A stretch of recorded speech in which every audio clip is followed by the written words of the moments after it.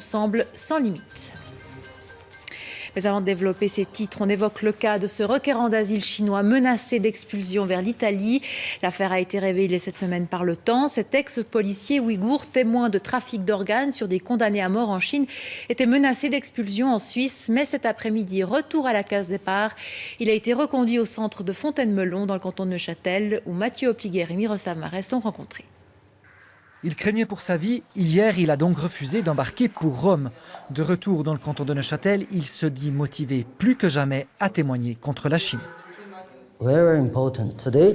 C'est très important. Aujourd'hui, des Chinois tuent d'autres Chinois.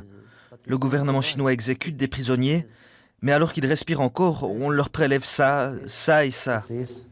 Selon ses dires, cet ex-policier chinois conduisait des condamnés à mort au peloton d'exécution. Puis il avait l'ordre de participer au prélèvement de leurs organes, un business rondement mené. On leur tirait dans le dos, ce qui ne les tuait pas. Un médecin les transportait rapidement à l'hôpital, et là, on les tuait une deuxième fois. Un témoignage qu'il veut apporter devant l'ONU à Genève. Voilà la raison pour laquelle il dit être en Suisse. Pour cela, il a fui. Reste qu'à l'origine, sa demande d'asile a été déposée en Italie. Selon les accords de Dublin, ce sont les Italiens qui doivent statuer sur son cas. La procédure de renvoi, elle, expirait hier. Et si elle était suspendue, c'est qu'il manquait une escorte policière pour l'accompagner de force jusqu'à Rome.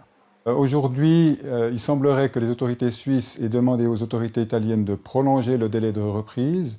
Donc, si les autorités italiennes acceptent de prolonger ce délai, eh bien, il nous appartiendra à nous, canton chargé de l'exécution du renvoi, d'organiser le retour de M. Niggiatti sur l'Italie, accompagné cette fois-ci de 2 policiers. C'est que le canton est contraint d'appliquer la décision prise par l'Office fédéral d'immigration.